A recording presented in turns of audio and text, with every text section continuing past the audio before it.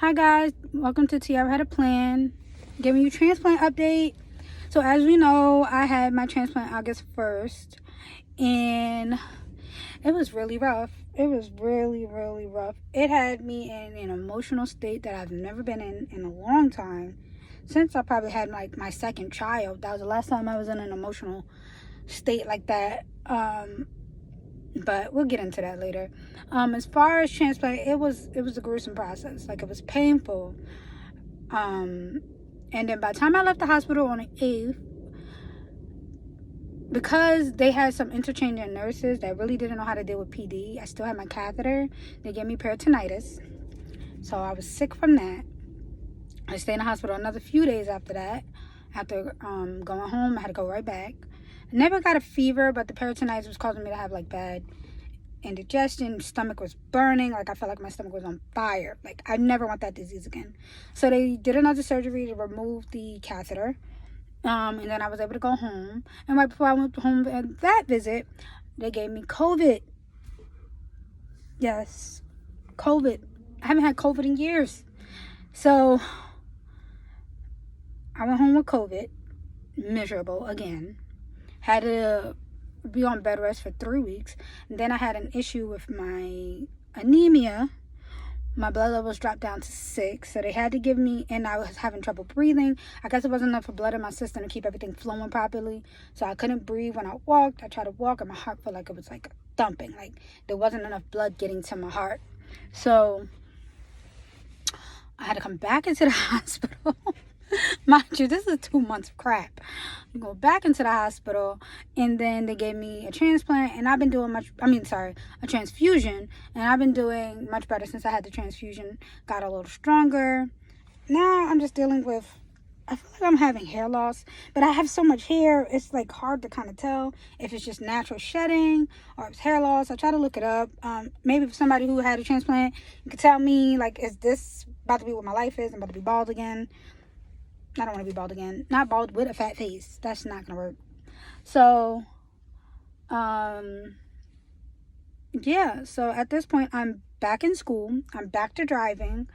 I'm also working in my externship for 3 days a week. So life has been nuts because I still have 2 kids at home that I take care of, and my dad's home. So just been running around. I'm trying to take it easy. But like I said, these steroids are just ruining my life because I feel so out of place. I feel heavy. My face is tight all the time. I think that also causes hair loss too. And it's just been really, really hard. Like, just dealing with everything, going through everything, all the infections, and like I said about the emotional state, like, I was thinking about my mom. My mom was on a list for 20 years and she never got a kidney. And I was able to get one in less than 11 months. And I feel crappy about not understanding the miracle that was presented to me and feeling kind of ashamed at the same time and vulnerable in ways that I don't do vulnerability. I don't cry. I don't get emotional. I've been through a lot in my life, and, I'm easily sheltered away from that. Like, I don't deal in those kind of emotions, which is probably like the most unhealthiest thing, but that's how you get through. Like, whatever you need to get through, you get through. But it was really like pulling me mentally every which way. Like, my thought process was just so messy. And I just couldn't get a hold of nothing. I couldn't really do anything, like, mentally, because my brain was so scattered. I couldn't even focus on the task and myself and my mental health and medication. And that was another thing. Taking 30 pills a day. Okay? My stomach was on 1,000.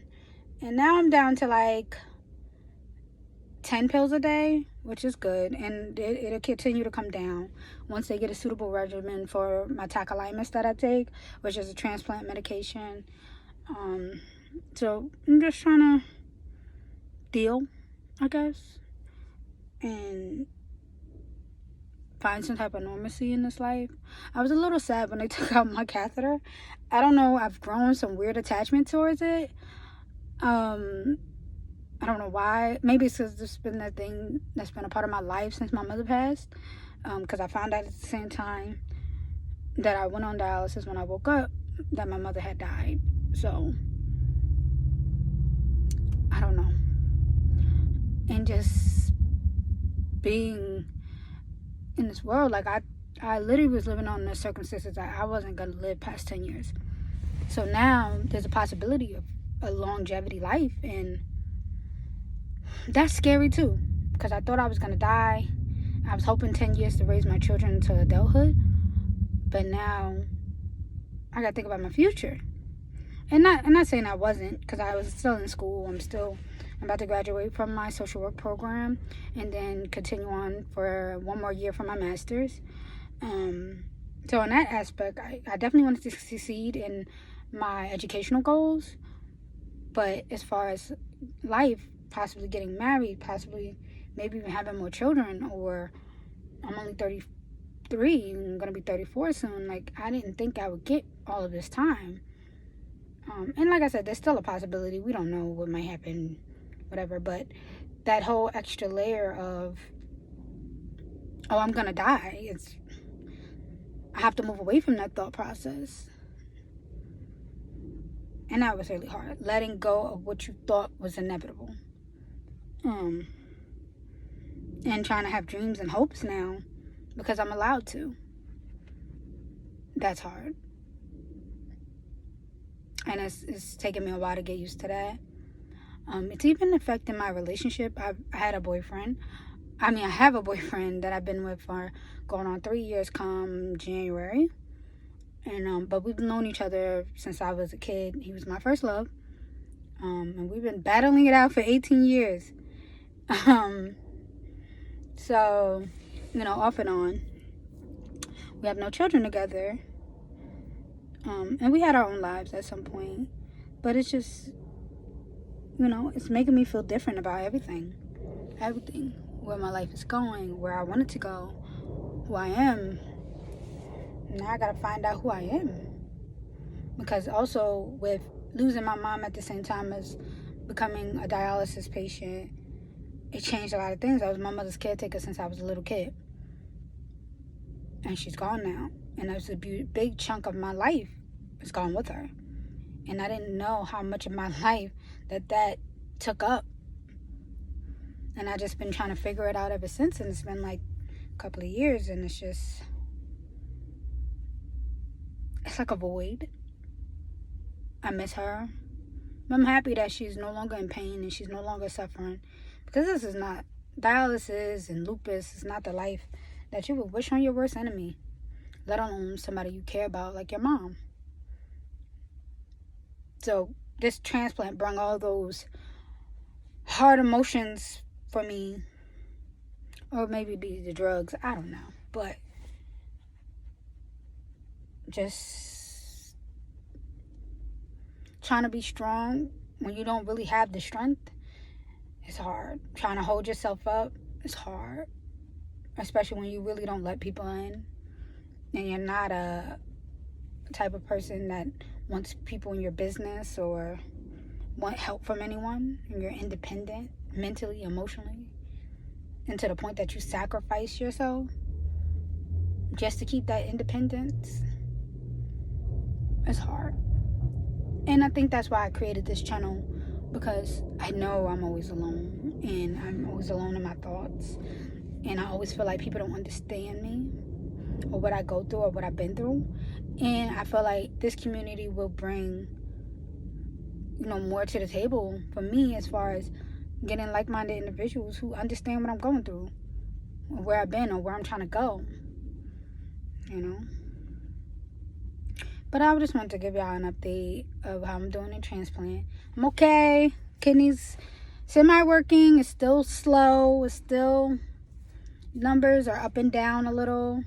Especially when it comes to with my blood level being so low. That also debilitates how well and effective the kidney works.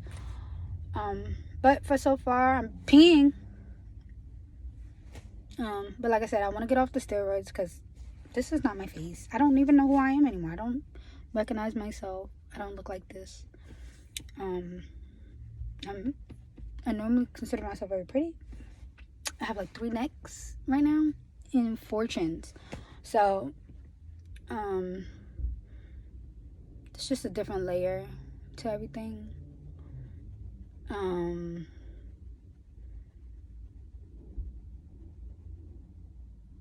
And I just want to be as real and authentic as I can with this channel. But I know I haven't posted in a while, and I'll do better. I just, like I said, I started school, the kids, the work. Just trying to graduate in the next couple of months. So it's just been a little hard. But I'm going to maintain posting. And I hope you maintain watching. So, thanks. Bye, guys.